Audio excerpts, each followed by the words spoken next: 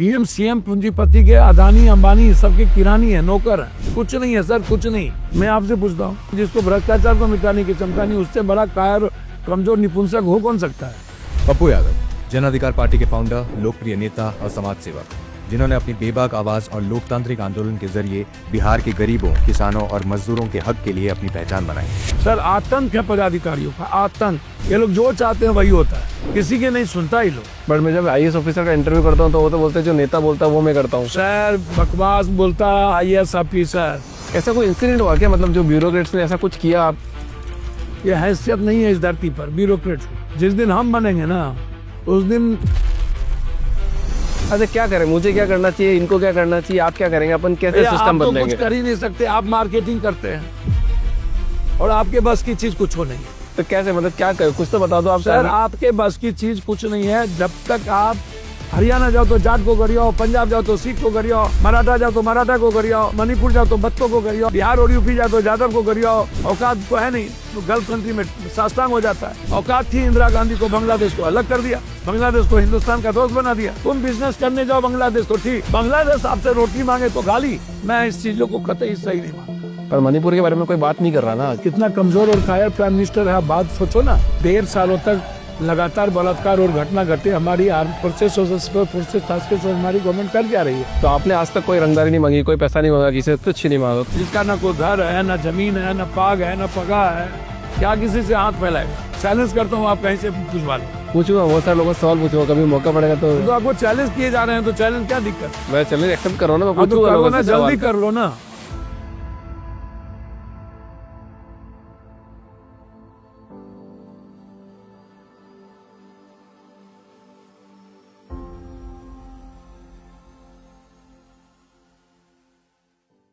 Sir बहुत बहुत स्वागत है आपका हमारे शो में, द पावरफुल ह्यूमन शो के अंदर। आप बहुत दबंग है, इसलिए हमने आपको इनवाइट किया इसके अंदर। मैं कुछ शब्द बोलना चाहता हूँ शुरुआत में। हम तालिबे शोहरत हैं, हमें नंग से क्या काम, बदनाम अगर होंगे तो क्या नाम ना होगा।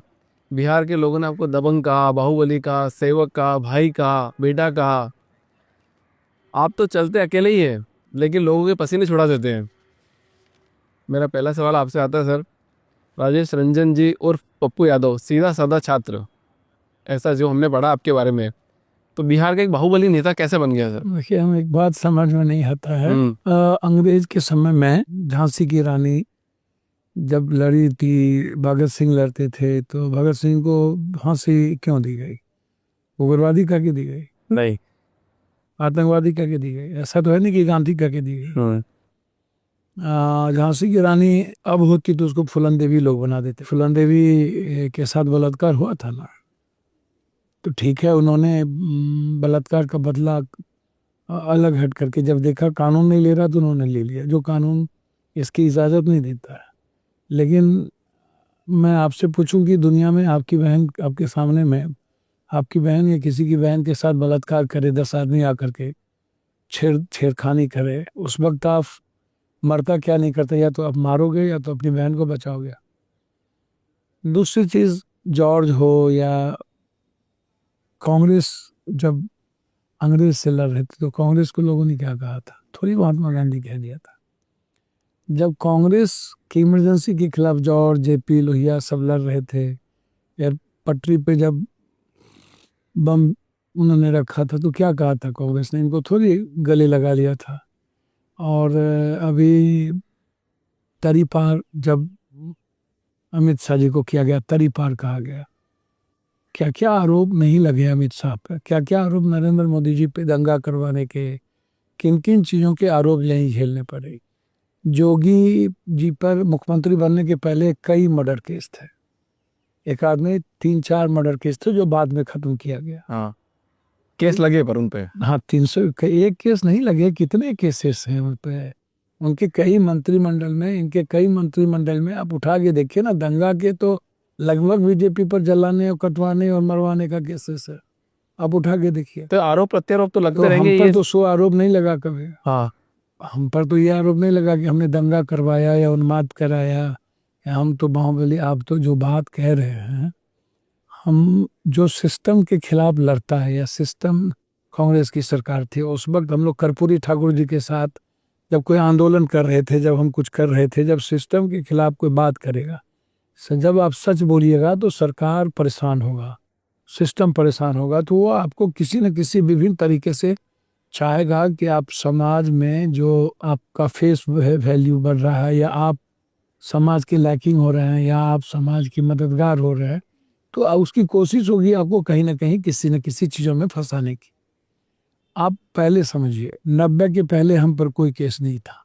90 के पहले तो कोई केस नहीं था, बिल्कुल भी नहीं था। केस नहीं, तो उस टाइम तो ये बात बोली गई थी ना कि वो शिवचंद्र झा जी थे। भैया शिवचंद्र झा जी वाला जो मामला है, हाँ। वो लालू यादव जी को विपक्ष के नेता बनाने के समय में, जब हमारे परिवार के लोग खड़े थे, अनुपलाल यादव, हमने लालू यादव की मदद कर दी थी एक वोट से, नवल किशोर ऋषिदेव की। उसके बाद ही आरोप सदन में आया कि पप्पू यादव जी, ताकि लालू यादव, कर्पूरी ठाकुर जी को मरवाने में इन लोगों की भूमिका थी, राइट। इतना टॉर्चर किए कि कर्पूरी ठाकुर जी डेथ कर गए। तो एक जननायक डेथ किए थे, उसमें कोई भूमिका, स्पीकर गलत रोल था उसका, विपक्ष का नेता होने के बावजूद नहीं बनने दिया गया कर्पूरी जी को, बहुत टॉर्चर हुए कर्पूरी जी।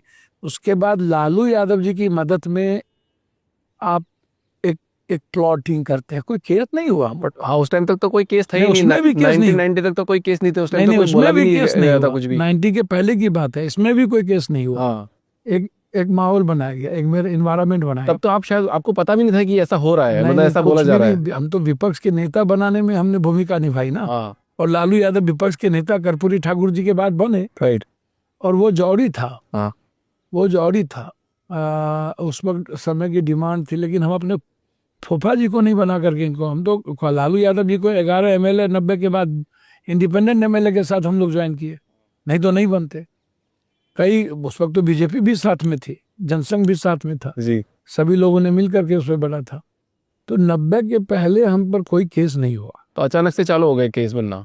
अब वही बात मैं कह रहा हूँ ना भैया, 90 के बाद, विधानसभा के बाद जब आप विधायक बनेंगे तो कई सारी सरकमस्टेंसेस आप उठा के देखिए, हाँ। परिस्थितियों को उठा के देखिए। 90 के पहले आप एक भी केसेस नहीं देखे। तो सबसे बड़ी बात क्या होती है, इसको आप समझिए। ये 84-83 के केसेस हुए, 84-83 में केसेस शुरू हुए, कुछ केसेस छात्र आंदोलन का, घटना का। तो आप उस चीज़ को समझेंगे तो पता चलेगा। तो अब जब ये बात आती है छात्र लीडर, हम तो आनंद मार्ग स्कूल के प्रोडक्ट थे, हम आनंद मूर्ति जी को फॉलो करते, ओशो को फॉलो करते, हमारी प्रभात रंजन जी हमारे प्रोटेस्ट के जो प्रणेता हैं, वो हमारी लाइफ जिंदगी है। हमने हमारे फादर देखिए, हम लोग मथुरा से ट्रांसफरेबल हैं, हम फिर हम लोग भरको गए, बांका, वहाँ अंग्रेजों से लड़ाई हुई, जहाँ हमारे लगभग कई हजार बीघा जमीन को रोका गया, लिया गया बंटवारा, अंग्रेज काफ़ी वहाँ मरे।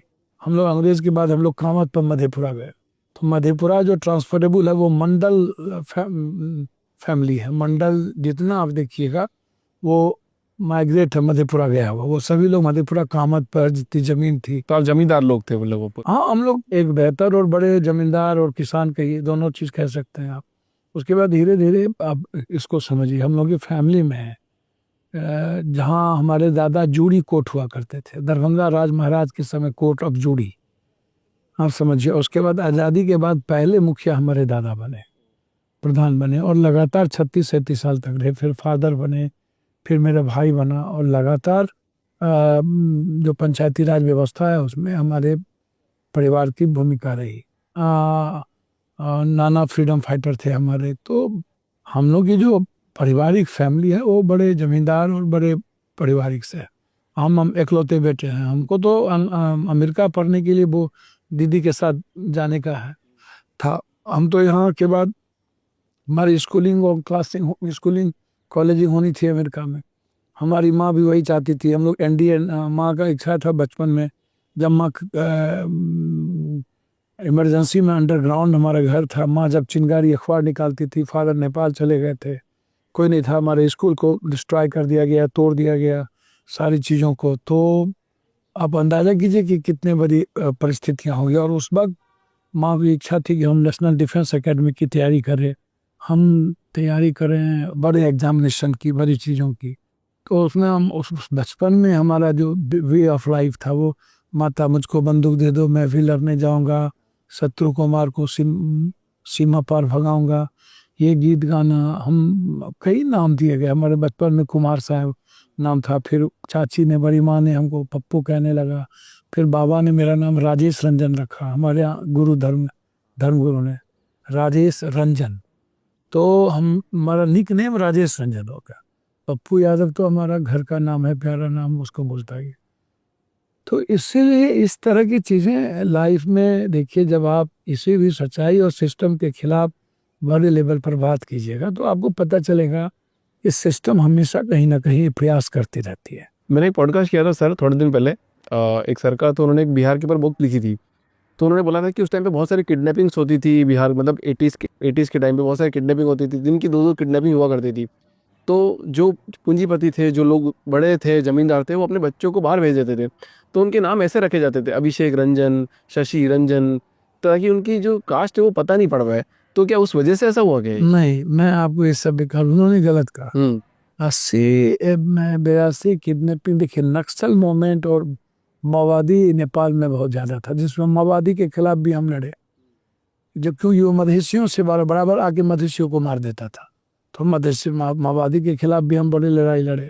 तो और मधेश, फिर नक्सल के खिलाफ भी हम लोग लड़े, हम लोग के इलाके में नक्सल बड़े एक्टिव, हाँ राइट। तो नक्सल भी एक्टिव थे। तो कांग्रेस के रीजन में धीरे धीरे, ऐसा नहीं है किडनैपिंग कांग्रेस के रीजन में शुरुआत नहीं भी, मैं इस सब चीज़ों को, और किडनैपिंग ऐसा भी नहीं था नाम छुपाने पड़ते या ई छुपाना, ऐसा कुछ नहीं था। रणवीर सेना, लोरिक सेना, कुर्मी सेना, कई सेना बनी 90 के पहले, सामाजिक शोषण के खिलाफ, जमींदारी प्रथा के खिलाफ दलित सेना बना, MCC बना या SCC बना, दलित मूवमेंट डेवलप किए। तो वो दलित मूवमेंट के खिलाफ रणवीर सेना भी बनी, कहीं लोरिक सेना बना, कहीं कुर्मी सेना बना। ये 85, 90, 95 के बीच सामाजिक संघर्ष बहुत बड़ा। हाँ, ये सब और गलत आरोप, बाद में किडनैपिंग का और ये और वो चीज़ें चलती रह पर गई। लालू प्रसाद यादव जी के टाइम पे इतना किडनैपिंग और ही नहीं था। उस टाइम तो बोला जाता था कि रोहिणी आचार्य जी की शादी में किडनैप, मतलब इतना वो किया गया। कहने के लिए कुछ चीज़ दिखता है, कुछ चीज़ बिकता है, बद से बदनाम अच्छा, बदनाम नहीं बद अच्छा। तो लालू यादव के रीजन में बद कम था, बदनाम ज़्यादा था। अब इसको समझिए, और उसको ऐसे समझिए आप, छोटी छोटी क्राइम बढ़ गई। छोटी छोटी क्राइम क्यों बढ़ी इसको आप समझिए। जब लंबे समय के बाद बांध टूटा और सामाजिक न्याय की बात आई, और जिसमें सबकी भागीदारी भी, तो लोगों को पैसा कमाने का भूख चढ़ गया। हाँ सही, मैं भी कमाऊँ, मेरा पैसा। सब कमाना चाहते हैं। तो बाढ़ जो टूटी तो उसमें सभी मूसा छेदा बड़े चीज़ें करने लगे, तो वो छोटी चीज़। अब जैसे संगठित क्राइम है, अभी जो जितना बड़ा क्राइम है, ऐसा नहीं है अभी क्राइम नहीं है, अभी तो बहुत मर्डर और क्राइम तो अभी भी घटना होता है। घट रही है। चाहे उससे ज़्यादा क्राइम कहीं और भी है, ऐसा नहीं है कि क्राइम नहीं है। यहाँ भी क्राइम है, बेंगलोर में भी क्राइम है, ऐसा तो नहीं है कि बेंगलोर में। पर कम है, बहुत कम न्यूज में आता है। बेंगलोर तो थोड़ा क्राइम का तरीका है ना। हाँ बिल्कुल। तो मैं आपसे आप जैसे जाति की बात करेंगे, तो जाति क्या बेंगलोर में नहीं है? लिंगायत, बोक लिंगायत, है। क्या कम है क्या? यद्रपा और देवगौड़ा के जाति के बीच राजनीतिक प्रतिद्वंदता बहुत ज्यादा नहीं है? ज्यादा है। सीताराम मैया देवगौड़ा के बीच नहीं है क्या? वहाँ OBC नहीं है क्या? वहाँ OBC और अपर कास्ट की फीलिंग नहीं है क्या? वहाँ है, पर देखा जाता है जितने IT वाले, इंडस्ट्री वाले हैं, सब नहीं करते हैं शायद। ITI इंडियन वाले नहीं करते हैं, वो लोग करवाते हैं। सबसे ज्यादा सामाजिक संघर्ष कहाँ हुआ? पेरियार कहाँ जन्म लिया? आप हमको बताओ ना। बाबा साहब अम्बेडकर की भूमि कहाँ? सावित्री बाई, महात्मा फुले कहाँ? साउथ में सबसे ज्यादा सामाजिक संघर्ष हुआ है, सबसे ज्यादा ब्राह्मण गैर ब्राह्मण का संघर्ष हुआ है साउथ में, आप उठा के देख लो। बट डेवलपमेंट भी तो आज बेंगलोर में सबसे ज्यादा है, साउथ में सबसे ज्यादा है। मैं आपको क्या कह रहा हूँ, जब आप चीजों को छोड़ोगे, यहाँ डेवलपमेंट क्यों नहीं हुआ? बिहार में और यूपी का जो ये साइड है, डेवलपमेंट क्यों नहीं हुआ? बंगाल तो आजीवन क्रांति किया है, पंजाब ने तो आजीवन क्रांति किया है, तो बंगाल डेवलप क्यों नहीं हुआ? जबकि सबसे ज्यादा नक्सल बंगाल से शुरू हुई। तो बंगाल में भू हदबंदी कानून था, सीलिंग का मामला था। अब भू हदबंदी कानून के समय दलित वर्सेस गैर दलित जमींदारों के बीच संघर्ष बढ़ा, नक्सल मूवमेंट बढ़े, ज्योति बसु सबसे ज्यादा रहे, बुद्धदेव भट्टाचार्य रहे, तो उसको तो परिवर्तन होना चाहिए था। सबसे ज्यादा दुनिया में, भारत में गरीब बिहार और बंगाल है। छत्तीसगढ़ है, घास की रोटी, 10.5 करोड़ आदिवासी है जहाँ पर सब्जी और दाल नहीं है। 78% लोगों के पास फूस का घर है, टीन का घर है, दीवार का नहीं है। 84 करोड़ को आप 5 किलो अरवा चावल देते हो तब खाना खाता है। तो आज़ाद हिंदुस्तान के बाद 84 करोड़ को 5 किलो चावल दे करके आप खाना खिला रहे हो, और 6,000 रुपया पर कैपिटा इनकम नहीं है। परसेंटेज कितना है भाई? 12-30%, 13%, 12% भी तो आप MA BA नहीं किए हुए हो। कितना RTN है? 3.5 करोड़ तो सरकारी नौकरी है, 3 करोड़ के लगभग, और उसके बाद लगभग 11-12 करोड़ सब नौकरी में लग करके होता है। तो आप सामाजिक संघर्ष बढ़ा कैसे? आज भी सामाजिक संघर्ष की स्थिति आप देखो क्यों बढ़ रहा है, क्यों जाति जनगणना की बात उठ रही है, जनसंख्या की बात उठ रही है, कहते जनसंख्या आरक्षण को की बात, मंडल कमीशन क्यों लागू हुआ, या ऊंची जात के गरीबों को आरक्षण की क्यों जरूरत पड़ी? पहले आप आरक्षण का विरोध करते थे, बाद में आपने ही आरक्षण का डिमांड किया कि गरीब को चाहिए, तो बिल्कुल गरीब को चाहिए। तो आरक्षण बेसिकली वैसे तो नहीं उठा, तो आप ऊंची जात का विरोध था जब मंडल कमीशन लागू हो रहा था। कितने बच्चे जले थे, आंदोलन हुआ था, कितने लाखों करोड़ों अरबों की संपत्ति जली थी, नष्ट हुए थे, कितने भारत बंद होते थे। लेकिन बाद में बेसिकली धीरे धीरे समय काल पात्र के अनुसार चीज़ें चेंज हुई। Time, person, place, way and subject, this is the important 5%। देखिए आप एक बात समझिए, परिस्थितियां हीरो बनाती है। हाँ, चाहे राम को हीरो परिस्थितियां नहीं बनाई, कृष्ण को भी हीरो परिस्थितियां नहीं बनाई भगवान। अब उठा के देखो, 5 आदमी कोई भीड़ नहीं बनाया। अवसर सबको मिलता, अवसर चुनता कोई कोई। आप इसको समझिए। तो अवसर देखो, बिहार में अवसर तो सब इतने लोगों को इतने टाइम से मिल आ रहा है, तो बिहार में डेवलपमेंट क्यों नहीं हो रहा है? मैं तो वही तो कह रहा हूँ कि अवसर मिला हमको कोरोना का, तो हम दुनिया की मदद किए कि नहीं किए? वर्ल्ड की मदद किए। सब कोरोना से डर रहा था, हम नहीं डरे, हम तो गिरफ्तार तक हुए कोरोना। हाँ, बाढ़ आई तो जब भी कोई डिजास्टर आता है तो सबसे पहले पप्पू यादव पहुंचता है। भूकंप आया सबसे पहले भूज में हम पहुंचे। स्पीकर ने लिखा कि ऐसा सेवा तो किसी ने की नहीं। डिजास्टर के बाद सबसे पहले कौन पहुंचा भैया? और जगह आप देखो उठा करके, तो आपको पता चलेगा कि सबसे पहले कौन पहुंचा। आप उत्तराखंड में सबसे पहले पप्पू यादव पहुंचे। उड़ीसा में जब आया तो हम वहाँ पर रहे। जब भी मणिपुर में घटना घटी तो वहाँ हम सबसे पहले पहुंचे। पर मणिपुर के बारे में कोई बात नहीं कर रहा ना आज। भैया मणिपुर के भाई, तो आप कितना कमजोर और कायर प्राइम मिनिस्टर है। आप बात सोचो ना कि दुनिया में, वर्ल्ड की हिस्ट्री में 1.5 सालों तक हम इस मणिपुर की बात नहीं, जब बिहार को जलाया गया था तब की बात कर रहे हैं। लेकिन आज के मणिपुर में 1.5 सालों तक लगातार बलात्कार और घटना घटे। हमारी आर्म फोर्सेस टास्क फोर्स और हमारी गवर्नमेंट कर क्या रही है? तो इससे क्या हम बाहर क्या संदेश दे रहे हैं? हमारे देश में 2 जातियों के बीच लगातार हिंसक घटनाएं घट रही और हम रोक नहीं पाए 1.5 साल तक। इसका मतलब है कि जब हम अपने देश के ही डिजास्टर को नहीं रोक पाएंगे तो बाहर के डिजास्टर को क्या रोकेंगे? पहले आप ये समझिए, आप इसको समझने का प्रयास कीजिए। पप्पू जी मैं समझ रहा हूँ, मेरे को थोड़ा सी मतलब एक ऐसे यूथ, मेरे को एक चीज़ समझनी है। मेरे को समझना है कि आप बोल रहे हो कि आप हर जगह जाते हो, बाढ़ पीड़ितों के पास जाते हो, कोई डिजास्टर होता है आप जाते हो, आपको पता है, दुनिया को देखिए है, वो सोशल मीडिया पर है, वो गूगल पर है। बिहार के जितने भी लोग हैं, बाहर ऐसा परसेप्शन है, बाहर ऐसा लोग सोचते हैं कि यार इनको नौकरी नहीं मिलती, इनके पास कुछ होता नहीं है, पैसा नहीं कमा पा रहे, डेवलपमेंट के नाम पे मुझको तो समझ में नहीं आ रहा है। आप बिहार के लोग सिर्फ तो नहीं है ना, आप छत्तीसगढ़ में इतने और उड़ीसा में इतने मिनरल्स होने के बाद सबसे ज्यादा उड़ीसा घास की रोटी खाने पर मजबूर क्यों है? सबसे ज्यादा मिनरल्स होने के बाद कई प्रतिशत मिनरल्स पर अधिपत है आदिवासी ST SC का या EBC का? एक भी मिनरल्स माइंस पर किसी फैक्ट्री पर अधिपत है क्या? हिंदुस्तान में कोई दलित ST SC का कोई एक फैक्ट्री है क्या? अब हमको बताओ ना, ये फैक्ट्री किसकी है? फैक्ट्री में काम कौन करता है? लोहा पैदा कहाँ होता है? अबरक कहाँ है? सोना कहाँ है? हीरा कहाँ पर है? सारी चीजें छत्तीसगढ़, उड़ीसा, और सबसे ज्यादा गरीब यही लोग हैं।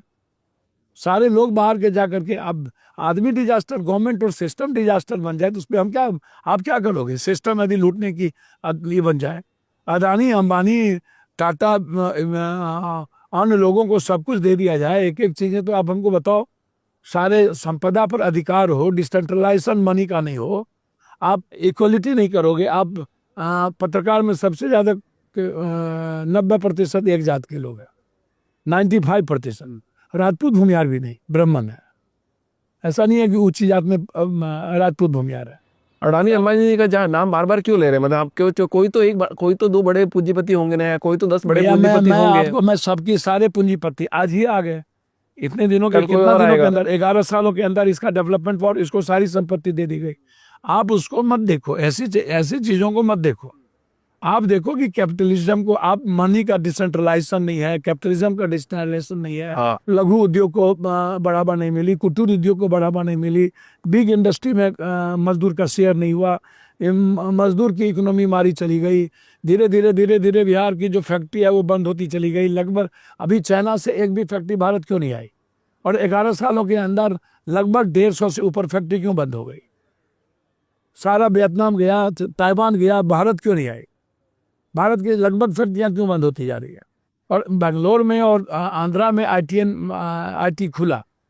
जब डबल इंजन की सरकार है तब बिहार में क्यों नहीं? बिहार में जब सिस्टम नहीं, क्यों कितने दिनों से सरकार है? उसके पहले मनमोहन सिंह जी की सरकार, लालू यादव जी की सरकार, तब क्यों नहीं आईटी वहाँ खुला? तब क्यों नहीं आपने, जबकि वहाँ सबसे ज़्यादा आपने बंटवारा भी हुआ, बंटवारे के बाद हमारे पास सबसे ज़्यादा फूड प्रोसेसिंग, सबसे ज़्यादा पर्यटक, सबसे ज़्यादा मखान, 90-95% मखान वर्ल्ड को हम देते हैं, बिल्कुल मछली हम देते हैं, दूध सबसे ज़्यादा हमारे यहाँ है। तो आप इस चीज़ को समझो ना, इस बात को समझो कि चीज़ों को सिस्टम किस तरीके से हमारा जीडीपी ले लेता है, हमको आप वो ग्रोथ नहीं करने देते। हमारा पैसा बाकी रखा हुआ है, झारखंड का 1,36,000 करोड़ रुपया बाकी रखा हुआ है। झारखंड के लगभग माइंस पर कब्जा इन कैपिटलिस्टों का, पूंजीपतियों का। आदिवासी का कितना कब्जा है? आदिवासी को तो आप खत्म करना चाहते हो। कितने % आदिवासी डेवलप किए हैं? मंडल कमीशन लागू हुआ है, 0.9% आदिवासी को नौकरी नहीं है, 1.7% आदिवासी MA नहीं किया हुआ है, BA नहीं किया हुआ है। तो आप आदिवासी के पास तो 90% के पास फूस का घर नहीं है, थाली में खाना नहीं है। तो 10 करोड़ 60 लाख 70 80 लाख 84 करोड़ 10 करोड़ 84 लाख आदिवासी के लिए आपने कोई चीज़, आप खैरात बांटते रहोगे, हमेशा 1000-2000 बांटते रहोगे, इससे क्या होगा? अब बिहार, आप बाहर में, बिहार यही बिहार ITN दुनिया में जा कर के काम करता है। आप कहते हो बिहार यही मजदूरी जा कर के काम करता है। तो आप वहाँ फैक्ट्री नहीं है, हमारे पास इन्वायरमेंट नहीं है, हमारे पास सिस्टम नहीं है मेकिंग हुआ, तो हम बाहर जाते हैं, हम पलायन करते चले गए। हमने पूंजी निवेश नहीं किया। हम 40 सालों के अंदर, 40 सालों से हम लगातार 20 और 15 30 35 सालों से तो 2 व्यक्ति की सरकार है। 90 के बाद 35 साल तो हो गए ना, 20 साल तो इनको हो गया, 15 साल उनको। 35 साल आपको करियर में हो गए आपके? हाँ, 38 साल हो गए लगभग। हाँ, हमको 38-39 साल हो गया। तो लड़ते थक गए इन लोगों से। हाँ, तो 20 साल जिनको मौका मिला, वो दुनिया में पलायन पर काम नहीं किए, वो दुनिया में एजुकेशन पर काम नहीं किए, वो हेल्थ पर काम नहीं किए। भैया, इंडिया में सबसे ज़्यादा भ्रष्टाचार क्यों है? क्यों है? मतलब क्या रीज़न है? इसलिए कि नीयत नेता की ठीक नहीं है। सब नेताओं की नीयत ठीक नहीं है। सबकी आप उठा के देख लो। आप भी नेता ही हैं। यहाँ सबसे ज़्यादा चोर है। भैया, हम नेता होते तो आज आप हमसे यहाँ इंटरव्यू लेने नहीं आते। आप इसको समझिए, हम नेता होते तो हमको भी दोगलाई करने आता, हम भी दुष्टई करते, हम भी दुष्टई करते। नहीं तो आप बोल रहे हो कि बेंगलोर में ज़्यादा नहीं है, मतलब बेंगलोर में ज़्यादा करप्शन है। भैया, करप्शन देखो ना, आप येदियुरप्पा कितने दिन मुख्यमंत्री रहा, कितने अरबों का उस पर है। ब्रदर्स भाई पर देखो, सब पर देखो। अभी आप कह रहे हो कि वर्तमान CM पर भी आरोप लगा हुआ है। कोर्ट ने कहा है कि केस चलाने के लिए सिद्धारमैया जी पर। आप येदियुरप्पा देखो, आपके यहाँ तो भैया 9,000 लड़की के साथ बलात्कार किया हुआ है। 9,000 लड़कियों के साथ आपके यहाँ सेक्स इन्वॉल्वमेंट MP का। तो आप अंदाजा करो, 9,000 सेक्सुअल हरासमेंट, आप समझ रहे हो? और वीडियो है सबके। ये क्या है? ये क्राइम नहीं है। क्राइम तो है। आप वहाँ दंगा करते हो, क्राइम नहीं है। आप हर दिन जात पात, धर्म, मजहब में बेंगलोर जैसे सिटी को रखोगे, उस इलाके को। आपके यहाँ कौन सा मुख्यमंत्री है जिस पर बड़े पैसे वाले वहाँ अरबपति खरबपति नहीं है? आप हमको बताओ। आपके यहाँ 400 300 करोड़ रुपया तो सिर्फ लगता है MLA बनने में, 500-600 करोड़ रुपया तो MP बनने में लगता है। तो ये पैसे कहाँ से आते हैं? इतने पैसे MLA बनने में लगे, ये पैसे क्या है? हमारे यहाँ 10 करोड़ 4 करोड़ 6 करोड़ 8 करोड़ 20 करोड़ मैक्सिमम पैसा का परंपरा हमारे यहाँ भी बढ़ता जा रहा है। बढ़ता तो जा ही रहा है कुल मिला के जी। पहले के जैसा कम नहीं है, बढ़ता जा रहा है। हाँ। तो भैया, ये कौन कर रहा है? आप इसको समझिए ना। आप समझाने की कोशिश करो, कैसे होता है ये पैसे का लेन देन, कैसे हो रहा है? आपको भी शायद, आपको भी पार्टी में लेने के लिए कांग्रेस और BJP ने 40 करोड़ रुपए का ऑफर दिया था, ऐसा विकिपीडिया पे लिखा हुआ है। भैया, ऐसा कभी होता है क्या? पार्टी में आने के लिए 40 करोड़ का कोई ऑफर देगा? विकिपीडिया देखो, गूगल पर आप लगा दो, आप 3.5 घंटा न लग जाए आपको तो एक जगह जाने में, तो मेरा नाम बदल दे। हाँ। गूगल और विकिपीडिया, विकिपीडिया कौन लिख रहा है? इंसान ही लिख रहे हैं। इंसान ही लिख रहा है ना। उस इंसान जो लिख रहा है A+² - 2B² 2 माइल, वो हर दिन money will must first and just, after money will sex will must first and just, after sex caste will must first and just, after caste religion will। ये विकिपीडिया पर लिखने वाले ये चोर सब, ये जिसने कभी गांव नहीं देखा, सफर नहीं किया, मिडिल क्लास को नहीं देखा, गरीब को नहीं देखा, संघर्ष नहीं किया, वो जो मन सो, जिसके बारे में कुछ पता नहीं, सो आप लिख दो। आप हमको बता दो ना। जो आदमी डेली 5 लाख रुपया बांटता है उसको क्या 40 करोड़ कोई ऑफर करेगा? जो आदमी अपना सारा संपत्ति बेच दे उसको कोई क्या ऑफर करेगा? जो आदमी अपनी जिंदगी कोरोना में 10,000 लाश उठावे और पटना के बाढ़ में ब्लड इन्फेक्शन हो जाए, 11 दिन तक हर आदमी को खाना पहुंचाए, तो वो आदमी को कौन खरीदने की औकात रखता है? बड़े 5 लाख आपकी जेब से बांट रहे हो। तो पूरे डेली सोशल मीडिया पर कि कितना बिकता है, कितना बढ़ता है डेली, तब देखने में क्या दिक्कत है? ऐसा भी दिखाया 280 करोड़ रुपए अभी तक आप बांट चुके हो। भैया मैंने शायद कम में बोला होगा, ज्यादा बांट गए भैया। कोई ऐसा तो एक दिन की बात है नहीं, तो हमारे बाप दादे से लेकर के कोनो पप्पू यादव ने तो बांटना शुरू नहीं किया। हम तो आनंद मार्ग स्कूल से ही हमारे शुरू, जब हम कॉलेज लाइफ में प्रेसिडेंट बने, तो बांटने की नेचर और प्रवृत्ति तो स्कूल लाइफ से है पप्पू यादव के। कोनो एक दिन तो नहीं बना। 90 के बाद अब जैसे यहाँ हो गए तो सेवा आश्रम है, पूरे देश का गरीब यहाँ आता है, खाना पीना रहना, उसके इलाज फ्री होते हैं दिल्ली में, वो तो सबको दुनिया को पता है। मेरे यहाँ हर जगह, पूर्णिया जाओगे तो 2000 लोग खाना डेली खाते हैं, घर जाओगे तो 100-200 लोग डेली खाना खाते हैं। पप्पू जी हमें भी सिखाओ ना, मतलब मैं खुद भी सीखना चाहता हूँ कि इतना पैसा बांटा कैसे जाए, कैसे किया जाए। आप नहीं सीख सकते। क्यों, क्या रीजन है? इसलिए कि आपके पास जुनून नहीं है, जिद नहीं है, आप पीस लाइफ नहीं चाहते हो, आप जीना नहीं चाहते, आप दूसरों की खुशियां नहीं ढूंढते हो, अपनी खुशियां ढूंढते हो।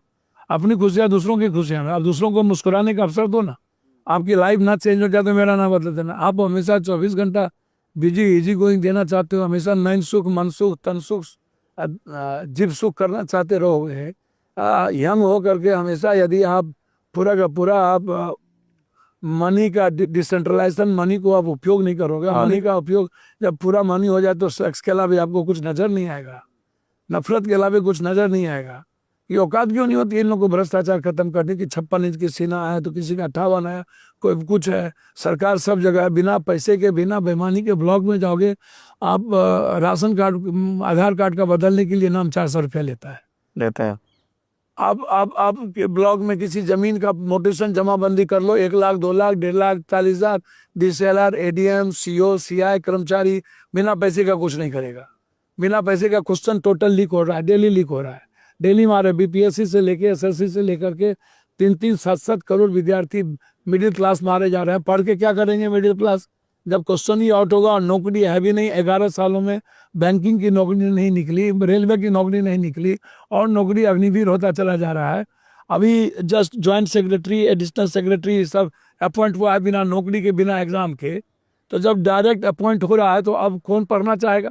अपॉइंट पप्पू यादव की फैक्ट्री है या मेरी सरकार है, तो अपॉइंट हम जोड़ी नहीं है कि पप्पू पासवान, पप्पू राम, पप्पू मुसहर, पप्पू ऋषिदेव, पप्पू नुनिया, पप्पू चंद्रवंशी, पप्पू कहार, पप्पू शाह, पप्पू चौधरी, पप्पू कलवार, पप्पू बनिया को करेंगे, कोई जोड़ी नहीं है। तो आप कर कौन रहा है? ये बीजेपी मिडिल क्लास और OBC और EBC के आरक्षण को खत्म किया। डायरेक्ट नहीं करो लेकिन नौकरी खत्म कर दो। पर नौकरी खत्म करके तुम OBC को खत्म करना चाहते हो। एक बच्चे सक्सेस नहीं कर रहे हैं, सेंटर बिक जाते हैं, कोचिंग और BPSC वाले और सिस्टम वाले, UPSC वाले, SSC वाले मिल करके लूट रहे हैं। पूरा सेंटर बिक जाता है, कान से कान एग्जामिनेशन ले लो, मोबाइल के द्वारा क्वेश्चन कर लो। एक जिला में नालंदा है जहाँ हब बना हुआ है, पूरा मुख्यमंत्री का जिला है, और वहीं से क्वेश्चन आउट होता है, वहीं से सारी चीज़ें होती हैं। आज तक क्या कारण है कि इतने दिनों के बाद 10 साल, 20 सालों से, 40, 30 सालों से क्वेश्चन आउट हो रहे हैं, और हमारे बच्चे अब कहाँ से एग्जाम देंगे भाई? आप हमको जरा बता दो, क्यों पढ़ेंगे भाई? भ्रष्टाचार कौन कर रहा है? भ्रष्टाचार कौन? सिस्टम में सिस्टम नेता है, ब्यूरोक्रेट है, सिस्टम में कौन कोई है? नेता नहीं। देखो याद रखना, सिस्टम के सब हिस्से हैं, ब्यूरोक्रेट भी हैं, पत्रकार भी हैं, नेता भी है, बड़े बड़े चैनल वाले भी हैं, न्याय व्यवस्था भी, न्याय प्रक्रिया भी है।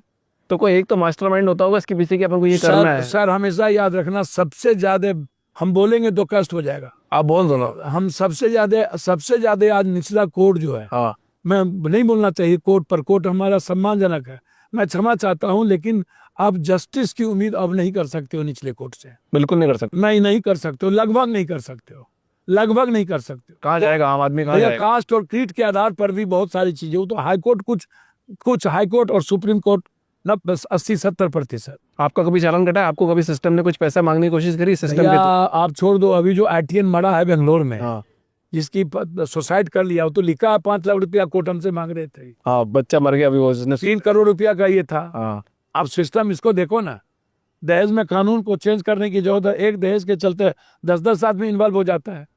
या किस तरीके से टॉर्चर किया 3 करोड़ रुपया के लिए। कौन ऐसा परिवार है जो 2 करोड़ 3 करोड़ से कम अपनी बहन बेटी की शादी कर पाएगा? मिडिल क्लास और गरीब को छोड़ दीजिए, तो घर बिक जाते हैं, जिंदगी बिक जाती है। मतलब इतना पैसा खाते क्यों? मैं आपको एक बहुत रियल एग्जांपल बताता हूँ। बिजनेस वालों से भी गवर्नमेंट इतना पैसा खाती है।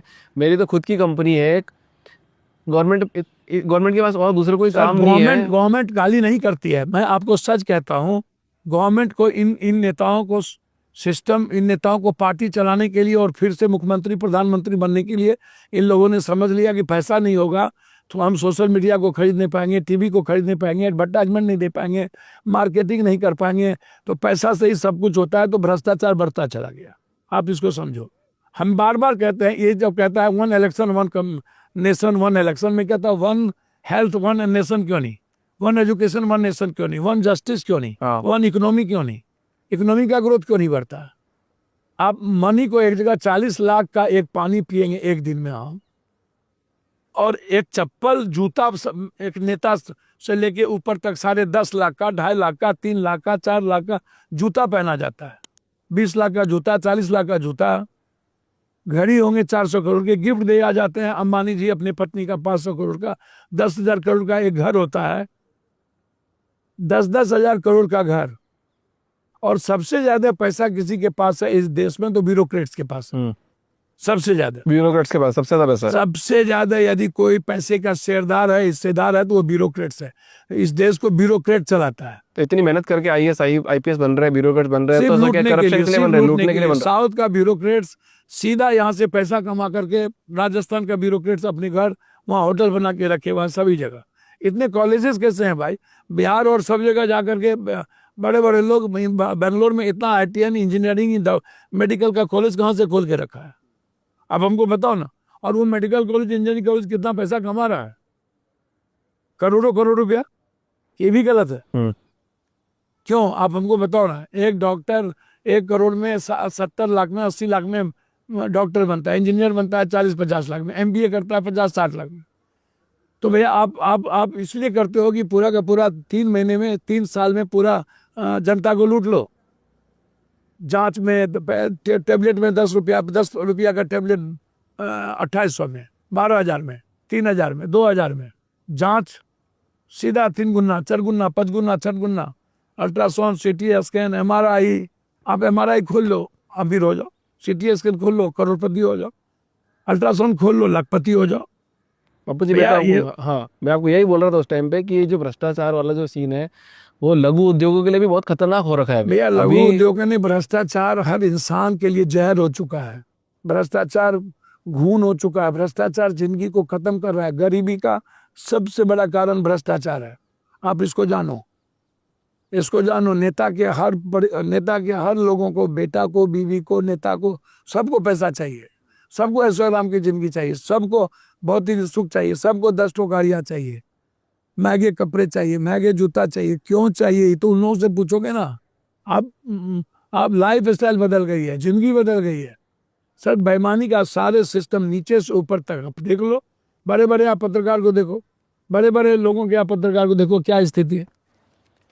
अच्छा, थोड़ा सी पहले चलते हैं। 1990 के पहले तो कोई केस नहीं था। तो मैं एक सवाल है, पप्पू यादव सही है या गलत? मैं एक बात आपको बता देता हूँ।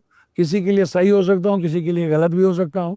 गरीब के लिए कोई कहता है भगवान है, कोई कहता है रॉबिनहुड है, कोई कहता है कि भैया आप हमारे सिस्टम के लिए चुनौती हो, तो आप गलत आदमी हो।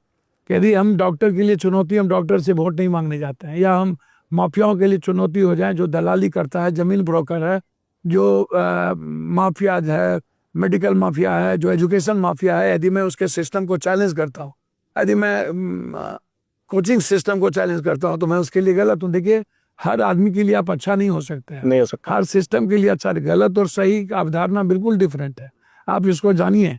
आप इस कंट्री के सिस्टम को चैलेंज करने में आपको मरना पड़ेगा, आपको जानिए, माफियाओं को चैलेंज करने में आपको मरना पड़ेगा। मैं डरता नहीं हूँ, मेरे पास कोई सिक्योरिटी नहीं है, मैं तो बिल्कुल आपके पास अकेले खड़ा हूँ, कहाँ कोई सिक्योरिटी है?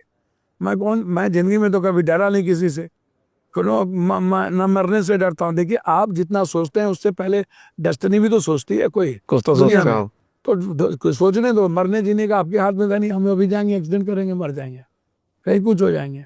तो आप अपने काम को करो ना, आप जिस भूमिका के लिए आए हो उस भूमिका के काम करो, आप अपने दायित्व को निभाओ, अपने कर्तव्यों को निभाओ। लोगों को अपनी जिंदगी के बारे में सोचना चाहिए कि मेरी लाइफ कैसे सस्टेन करे। लोग अपनी लाइफ कौन सोचता है, वो प्रधानमंत्री कौन जात बनेगा, मुख्यमंत्री कौन जात बनेगा, कौन धर्म का बनेगा, कौन हिंदू बनेगा, पैसा कहाँ से आएगा, 2000 कैसे लेंगे, दारू कैसे पियेंगे। भैया, जिस तरीके से इस कंट्री में ड्रग्स बढ़े हैं, आप उसको देखो, इस स्थिति देखो इसको। तो इसलिए सही गलत का कोई मूल्यांकन नहीं। नहीं तो इतने केसेस अगर आप पे भी चले हैं, 41 केसेस शायद 2019 तक तो 31 केस थे, 2014-24 तक ये 41 केसेस हो गए। तो ये सही गलत की बात तो आई है कि आप पे क्यों आए? आप तो पहले ये ना देखो कि केसेस हैं क्या भैया, आप तो ये देखे नहीं। केसेस है मेरे आंदोलन के और मेरे आचार संहिता के सारे केसेस, दूसरा कोई केसेस ही नहीं है। तो आचार संहिता के केस तो लगेंगे ना, जब हम टाइम के बगैर जाएंगे। ये तो 443 धारा जो लगा है, आप इसको उठा करके देखो। 343 323 यही धारा तो सरकारी काम में दखल, आंदोलन हो गया, धरना पर बैठ गए, प्रदर्शन कर लिए, रेल जाम हो गया, रोड जाम हो गया, केस हो गया, बस। केस तो होंगे। तो मतलब और कोई पप्पू यादव केस जी सही? नहीं, पप्पू यादव सही और मूल्यांकन हम अपने मियाँ मिट्टू नहीं है। हाँ। ये दुनिया यदि हम सही नहीं होते तो 7 बार में 5 बार कोई इंडिपेंडेंट वर्ल्ड की हिस्ट्री में है, और जिसको 3 बार अवार्ड मिलता हो, जिसकी पत्नी को अवार्ड मिलता हो, और 5 बार जनता इंडिपेंडेंट, जहाँ ना मेरा कोई जात है ना कुछ है, ना हम कास्टिज्म करते हैं, ना कोई लेना देना है, हम बिल्कुल एज ए, आप कास्ट सिस्टम में बिल्कुल बिलीव नहीं करते? सवाल ही नहीं, बिल्कुल 0% एकदम। जीरो नहीं, माइनस। यदि पप्पू यादव कोरोना में रेमडेसिविर और सुइया सबको बांटा, तो उसमें ना यादव था, ना मुशर्रफ था, ना पासवान था, ना बैकवर्ड कौन था, फॉरवर्ड लोग ज्यादा हों। यदि पटना के में बाढ़ में पानी में खाना पहुंचाए, तो उसमें तो लगभग फॉरवर्ड थे 90%। अच्छा, किस भगवान को मानते हो आप? किसी भगवान को नहीं, एज ए डेस्टिनी को मानता हूँ। भगवान सब अच्छे होते हैं, जो कृष्ण है, शिव है, नानक है, बुद्ध है, कबीर है, सबका एक ही रास्ता। आपकी किसी में आस्था होगी ना, अपन करते हैं मैं मूर्ति शिव को पूजा भी वो मानता करते हूँ, हैं। कृष्ण को भी मानता हूँ, मैं बुद्ध को भी मानता हूँ, मैं नानक को भी मानता हूँ, मैं वाल्मीकि को मानता हूँ। देखिए, सबने अच्छा काम किया है, सबने इंसान के लिए काम किया है, मानव की पूजा किया है, मानव धर्म को माना है। उन्होंने अंधविश्वास, आडंबर नहीं किया है। जो लोगों के द्वारा प्रायोजित भगवान है, आडंबर पैदा करना, विश्वास पैदा करना, कर्मकांड पैदा करना, जाति का भगवान बना देना, ऐसे भगवान के मैं विपरीत हूँ। मैं सबको मानता हूँ, मैं आनंद मार्ग धर्म को, आइडियोलॉजी को मानता हूँ। उसको क्या दर्शन मेरे लाइफ का भी हिस्सा है। आनंद मार्ग की जो साधना पद्धति है, उसको मैं मानता हूँ। सुबह घर से निकलते होगे तो कुछ पूजा करके निकलते हो भगवान की? साधना नहीं, कुछ पद्धति करके 5:15 निकलते बजे होगे? सोता ही नहीं हो, 2 घंटा सोता हूँ। सिर्फ- आप मेरे मेरे मोबाइल पर, आप मेरा मोबाइल को निकाल लेना, ठीक है। 20 सालों से, हाँ। और 20 सालों से जब से मोबाइल आया तब से देख लेना कि पप्पू यादव कितने बजे तक मोबाइल चला रहे हैं, कितने बजे तक काम कर रहे हैं। मेरे गूगल पर चेक कर लेना, सोशल मीडिया पर जो मेरा है, कि 3 बजे तक हम काम करते हैं। रात में 3 बजे तक 3 करते बजे हो? तक डेली। सुबह 5 बजे उठ जाते हो आप? 5:15 बजे। 5:15 बजे उठ जाते हो जी और फील्ड पे हो जाते हो? जी। साधना करने के बाद कॉफी पीता हूँ अपने 5 दोस्त के साथ, फैमिली के साथ, और उसके बाद फिर मैं निकलता हूँ। फैमिली के साथ कैसा टाइम निकलता है? कितना टाइम निकलता है फैमिली के साथ? जब हम लोग रहते हैं साथ में, तो खाना साथ खाना, हर जगह जाना, ब्रेकफास्ट वगैरह सुबह साथ करते हो? बिल्कुल बिल्कुल बिल्कुल। सब लोग साथ में रहते हो? हम लोग रहते हैं तो साथ में रहते अच्छा, ऐसा बोला जाता है कि इतना मतलब पॉलिटिकल वैसे भी खतरनाक चीज मानी जाती है आम जनता के बीच में, कि पॉलिटिकल करियर बहुत खतरनाक होता है, हैं। जी मोटी चमड़ी हो जाती है, काफी मोटी चमड़ी हो जाती है। तो आपने 1990 से 2024 तक 4 बार निर्दलीय, 2 बार आरजेडी, 5 बार, 1 बार सपा, इतना मतलब इतना काम किया, तो कैरियर कैसे देखते हो आप? जी, सपा नहीं, 5 बार निर्दलीय ही थे, सपा वहाँ नहीं था कुछ, 5 बार निर्दलीय। कैसा रहा आपका, मतलब इतना बड़ा सफर कैसा रहा? भैया, सफर बिल्कुल दुनिया को पता है, 5 बार निर्दलीय हैं तो सफर तय कर लो।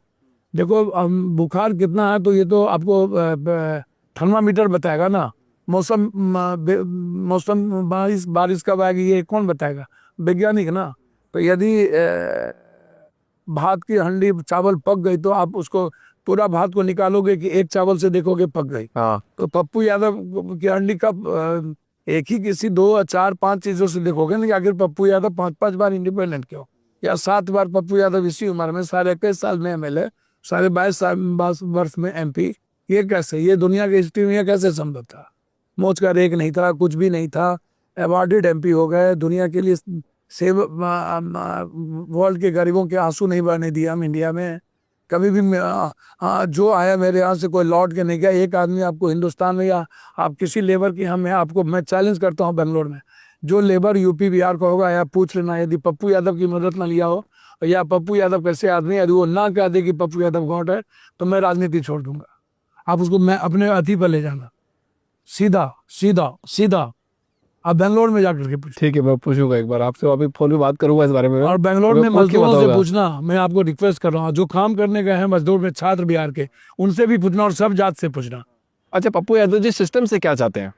जी, सिस्टम से क्या चाहते हैं? सिस्टम नौकर है और नौकर की तरह हो रहे, किसी भी कीमत पर सर्वेंट कहा जाता है। राजा बनने की कोशिश न करें। वो राजा बनना की कोशिश नहीं है। आज भी जीएम और डीआरएम सैलूट में जाता है, 100 उसके पदाधिकारी होते, उससे बड़ा राजा को है ही नहीं। कलेक्टर को कितना बड़ा मकान है, कितनी गाड़ियां हैं भाई। कलेक्टर अपने को चाहता है भगवान समझता है, जैसे जजेस भगवान समझ ली। जज साहब ये नहीं समझते हैं कि मैं कॉमन मैन हूँ, नहीं समझते हैं। जज साहब समझते हैं कि हम लोग भगवान जो कर दिए कह दिए तो हो गया। भगवान जैसे कह दिया मौत तो मौत, जज साहब भी कह दिया मौत तो मौत, उसके बाद कोई चैलेंज नहीं है जज साहब का। तो समझ लीजिए, जब कोई चैलेंज ना हो, कोई बात ना बोले, तो क्या होगा? अब हमको बताइए ना। कलेक्टर, लोग कहते हैं CM PM DM, CM PM कुछ नहीं है भैया। हाँ, कुछ नहीं है, किरानी है ये पदाधिकारी के चपर, ये लोग चलाते हैं। पीएम सीएम पूंजीपति के, अदानी अंबानी सबके किरानी है, नौकर है सर। ये नौकर की तरह ट्रीट करते हैं। कुछ नहीं है सर, कुछ नहीं सर। जो लेगा वो मालिक कैसे होगा? जो देगा वो ना राजा होगा सर। और जो लेगा, जो लूटता हो, जिसका जेब भरता हो, घर भरता हो, जिसका पैसा भर रहा हो, वो मालिक कैसे होगा? वो अच्छा आदमी कैसे होगा? जिस आदमी को बुराई को खत्म करने की औकात और ताकत नहीं, वो मालिक कैसे होगा? आप हमको बताओ ना,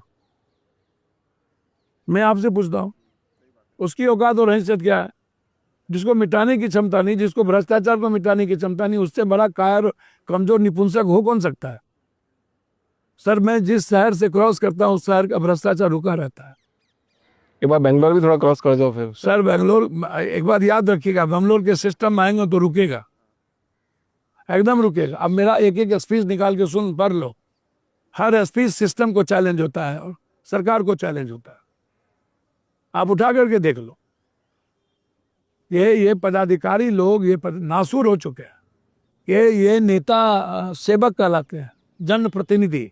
जनप्रतिनिधि का मतलब मालिक नहीं होता, सेवक होता है। ये मालिक बन गए नेता लोग। सोशल सर्वेंट, गवर्नमेंट सर्वेंट कहा जाता है पदाधिकारी को। ये गवर्नमेंट सर्वेंट नहीं है, ये राजा रिफॉर्म कर गया इन लोगों का। सर, आतंक है पदाधिकारियों का, आतंक। ये लोग जो चाहते हैं वही होता है, किसी के नहीं सुनता ही लोग। बट मैं जब आईएएस ऑफिसर का इंटरव्यू करता हूँ तो वो तो बोलते हैं जो नेता बोलता है वो मैं करता हूँ। सर, बकवास बोलता है आईएएस ऑफिसर। ये बात बिल्कुल ठीक है, यदि नेता की नीयत सही हो जाए कि अफसर पैर की धूली नहीं है। जिस दिन हम बनेंगे ना, उस दिन गरीब आदमी भगवान होगा, ये अफसर और सिस्टम उसके पैर की धूली रहेगा। ऐसा कोई इंसिडेंट हुआ क्या, मतलब जो ब्यूरोक्रेट्स ने ऐसा कुछ किया आपके साथ? कभी नहीं सर, कोई ब्यूरोक्रेट्स की औकात और हिम्मत नहीं है सर। ये हैसियत नहीं है इस धरती पर ब्यूरोक्रेट से। वो बैक दरवाजा से किसी को छुट्टी काट सकता है, फंसा सकता है। सामने में चोर को चोर कहने में पप्पू यादव पीछे नहीं हटता। ये बात अलग है कि सिस्टम को चोर कहिएगा तो एफआईआर भी होगा। आंदोलन करेंगे तो एफआईआर होता है।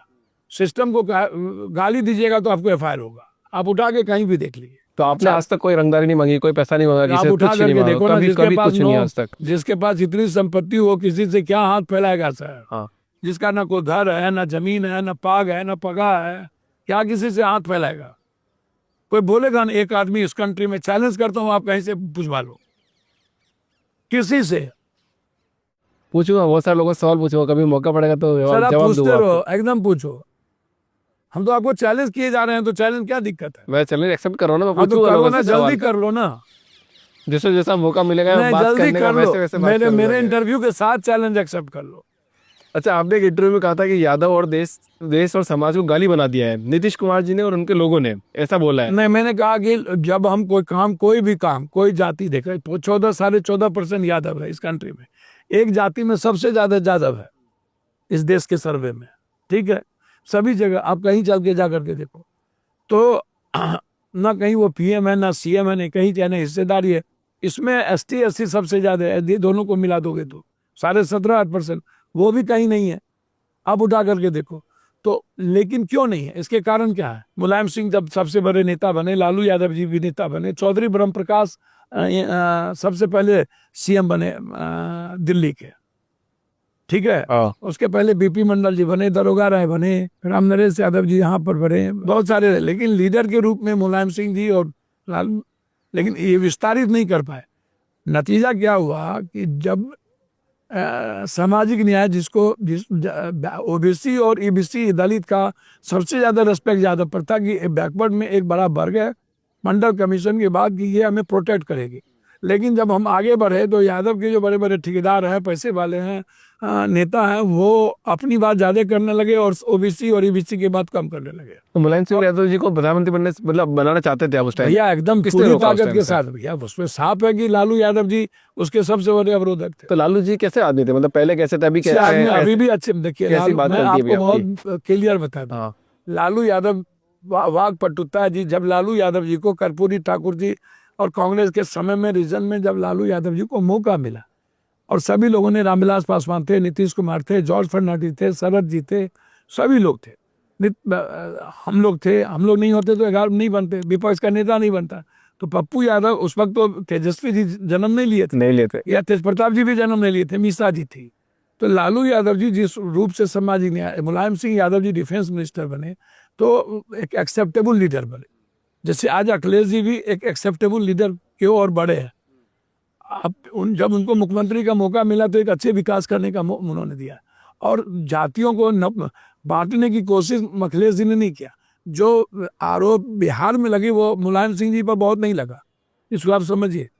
मुलायम सिंह जी के जनरेशन और को देखो, लालू यादव जी में भी रघुवंश बाबू, तो जगतानंद जी, तो फलना, तो रघुनाथ झा, सबको लेके चलने का प्रयास कर। लेकिन जब मैंने पहले भी कहा कि बहुत लंबे समय के बाद ओबीसी ईबीसी जब बढ़ा, तो धीरे धीरे हम पहले बूढ़ा बाल की बात आ गई, तो कभी कुछ आ गया, कभी कुछ आ गया, कभी माय समीकरण आ गया। तो ये छोटी छोटी चीजें ना यादव को, जैसे ब्राह्मण भूमियार राजपूत सोसाइटी से टूट गया था कि नहीं, इसको आप कहीं भी आप इसको उठा के देख लो।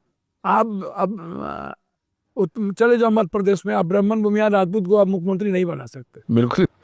आप मध्य प्रदेश में चले जाओ, छोड़ दो भैया, नहीं बना सकते। नहीं बना सकते हो आप। वैसे वो ओबीसी रिवोल्ट करेगा, जबकि वहाँ अच्छे लीडर हैं राजपूत के, दिग्विजय सिंह जी हैं, अन्य लोग हैं, हाँ। ब्राह्मण में भी अच्छे लीडर हैं, लेकिन नहीं बना सकते हो। वो अवेयरनेस, उत्तर प्रदेश की भी स्थिति लगभग धीरे धीरे ये होती जा रही है। वो अलग बात है कि हिंदू मुसलमान में बढ़ गया, नहीं तो उत्तर प्रदेश में कितने ओबीसी को कहाँ पर मुख्यमंत्री बना के रखा, ओबीसी को कहाँ पर बना के रखा।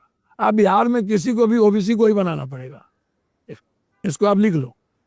बाबू साहब हैं राजपूत समाज की, क्या % राजपूत हैं उत्तर प्रदेश में, लेकिन वहां पर हैं राजपूत समाज के लोग, कैपेबल थे, बने जाति के आधार पर।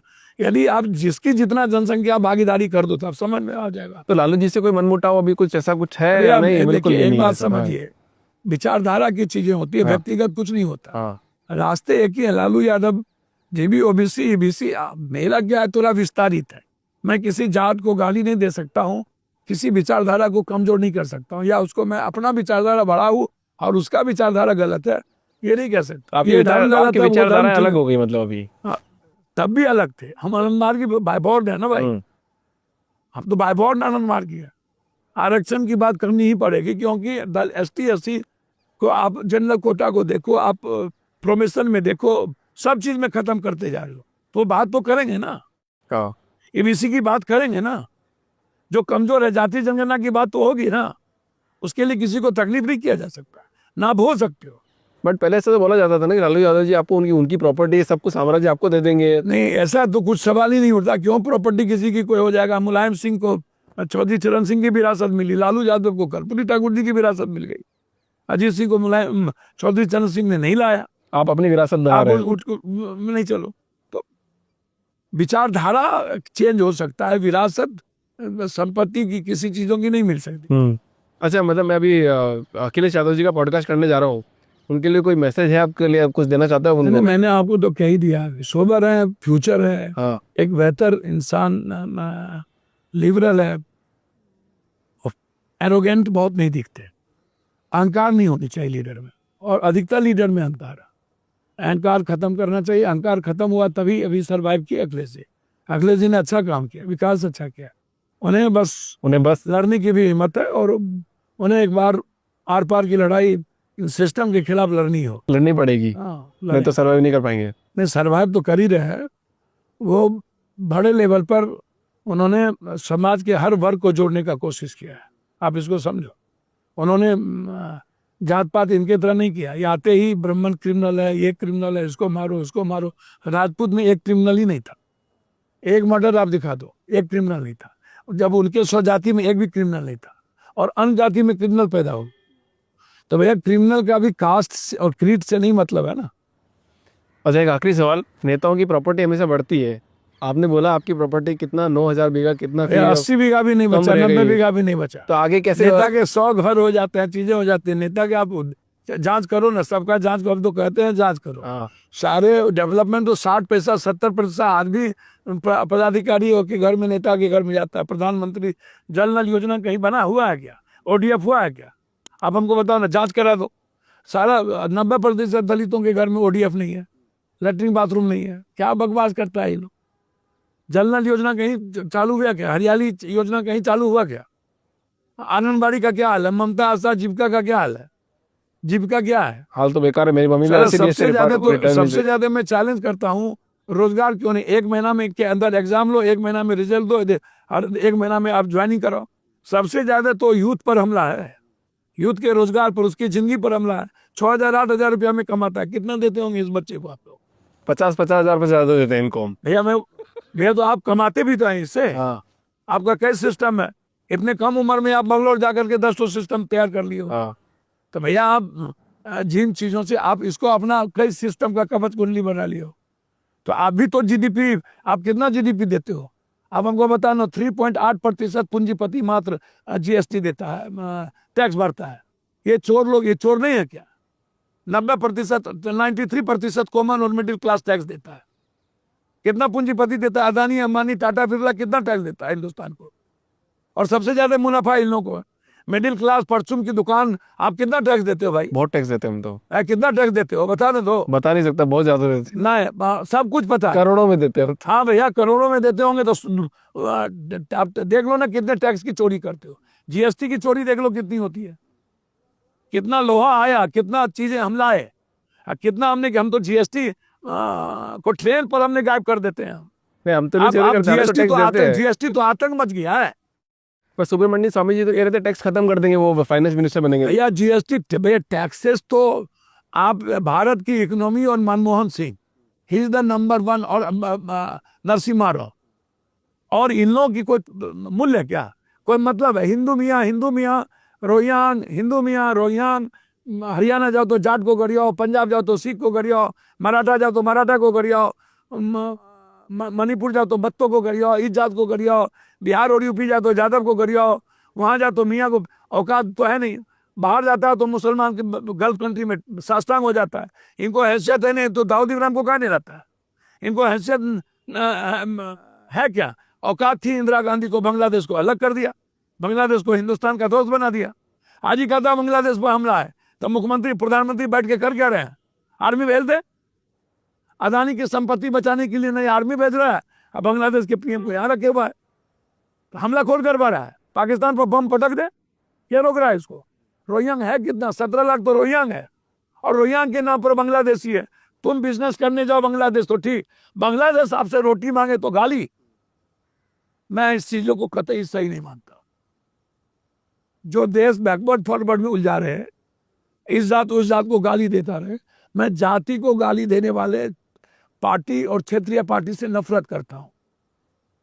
कोई जाति गलत नहीं होती है, व्यक्ति गलत होता है, और उससे जाति को गलत नहीं माना जाता है। इसलिए मैंने कहा कि जाधव को गाली बना दिया गया। यूथ के लिए क्या मैसेज है आपका भी बताओ? आपको यूथ यूथ बहुत फॉलो करता है आपको। यूथ जात पात ना करे, हिंदू मियाँ ना करे। हाँ। मैं हाथ जोड़ता हूँ, पैर पकड़ता हूँ। अपनी लाइफ के बारे में सोचे, पीएम सीएम कौन बनेगा वो ज्यादा ना करे, और ये गलत लोगों को फॉलो ना करे। ये बाबा बंदर बाबा, ये बाबा वो बाबा, बागेश्वर धाम जी बाबा के बारे में का नाम ले लिए तो साला ब्लैकमेलर। इससे बड़ा चोर तो कोई धरती पर है ही नहीं। जुम्मा जुम्मा अभी 4 दिन पैदा किए हुआ है, और वो उसको कुछ पता नहीं है दुनिया के बारे में, सनातन के बारे में। सनातन वर्ल्ड की हिस्ट्री की सबसे ज्यादा सनातन वर्ल्ड को एक्सेप्ट किया है। वो तो दौड़ लगा रहे ना उसके लिए, मतलब कि सनातन बोर्ड के लिए। वो बोर्ड बनाओ ना, बोर्ड को क्या दौड़ लगाएगा? इसको आता क्या है दौड़ लगाने के लिए? इसको तो मीडिया और किसी का एजेंट बना हुआ है। किसका नाम लेते? मतलब ये बाबा आप कैसे बोल सकते हो, क्योंकि सनातन बोर्ड के लिए इतना आप वो कर रहे हैं कि भैया सनातन बोर्ड बनना बहुत चाहिए। देखा, संत एक से एक संत थे, एक से एक संत के नाम पर चोर भी थे। आशा राम राम रहीम सबको देख लो, और जितना बाबा है सबको 10,000 20,000 करोड़ रुपया कहाँ से आ गया भाई? मैंने कहाँ से आ गया? जिसके पास 1,000 रुपया ट्रेन में चढ़ने के लिए 10,000 करोड़ हो गया। बाबा लोग से ज्यादा पैसा किसी के पास है? नहीं है। ये मंदिर मस्जिद गुरुद्वारे चर्च में कहीं नहीं उलझने। हाँ। और यूथ को कहिए भाग भगवान से नहीं, कर्म से चले, और भौतिक सुख के पीछे मत भागे, इश्क और मुस्क के पीछे ना भागे। Caste will must first, money will first, money Adani बन जाए, अंबानी बन जाए। और यूथ के लिए सिस्टम को भी चैलेंज बदलना होगा। यूथ सिस्टम ही तो नहीं बदलती है। नहीं बदलती है, कोई बदलने के लिए आता भी नहीं है ना सर। सबसे बड़ा दिक्कत है कि रोजगार पर किसी को फोकस नहीं है। दूसरा, हमारी बैंकिंग सिस्टम सही नहीं है। हमारी बैंकिंग सिस्टम का सूद ब्याज बहुत है। तो बैंकिंग सिस्टम के जो ऑब्जेक्ट्स की बात, स्टार्टअप की बात को करते हैं। हम डॉक्टर, हम ड्राइवर हैं, लेकिन हमारे पास स्किल नहीं है, गाड़ी नहीं है। हुनर तो है हमारे पास, हम घड़ा बनाते हैं, लेकिन मेरे पास मार्केट नहीं है। हम बाजार नहीं देते हैं, हम बाजार कहाँ देते हैं? हुनर है। हमारा देश वर्ल्ड का नंबर 1 हो सकता है जिस दिन धर्म को हम छोड़ दिए, ये हिंदू मुसलमान करना। जिस दिन हम सनातन को फॉलो कर लिए, इस्लाम को, सिखिज्म के आइडियोलॉजी को, बौद्धिज्म के आइडियोलॉजी को, अपना अपना आइडियोलॉजी जिसको पसंद है उसको फॉलो करिए। किसी नेताओं के द्वारा और सिस्टम के द्वारा परोसे गए चीजों को फॉलो मत कीजिए। नेता से बड़ा खतरनाक इस धरती, नेता जिस दिन सुधर गया उस दिन देश तब वर्ल्ड का नंबर 1 हो जाए। तो सुधरेगा कभी नेता? नेता सुधरने का नाम इसलिए नहीं लेगा, जैसा करनी वैसा भरनी। नेता से एक बात आप इसको समझ लीजिए, इस कंट्री में भले लोग कुछ बच गए हैं, अच्छे लोग नहीं है। बेबाक बोलने वाले 1-8% लोग बचे हैं, 1-8% नेता। नहीं तो आप इसको समझिए, बैसाखी और जात पात नहीं बचे। हिंदू मियाँ तो लोग मुखिया नहीं बनेगा। अच्छा, क्या करें? मुझे क्या करना चाहिए, इनको क्या करना चाहिए, आप क्या करेंगे? अपन कैसे सिस्टम बदलेंगे? आप तो कुछ कर ही नहीं सकते, आप मार्केटिंग करते हैं। अब वही मैंने कहा, आप कुछ कर ही नहीं सकते, आप मार्केटिंग करते हैं, और आपके बस की चीज कुछ हो नहीं है। तो कैसे, मतलब क्या करें? कुछ तो बता दो आप। सर, आपके बस की चीज कुछ नहीं है। जब तक आप पैसा कमाने की होड़ में रहिएगा, आप दुनिया चेंज नहीं कर सकते। जिस दिन आपको पैसा कमाने की ताकत हो जाएगी, दुनिया को देने की ताकत हो जाएगी, और मरने का जज्बा हो जाएगा, उस दिन आप करिएगा। यूथ को खाली इतने कहिए, पैर पकड़ के नफरत ना करे, किसी को गाली ना दे, पत्थर ना उठाए, सिस्टम के खिलाफ बात करे, सच्चाई बोले, और इंसानियत के लिए लड़ने का जज्बा हो। बहुत बहुत धन्यवाद सर। धन्यवाद, शुक्रिया।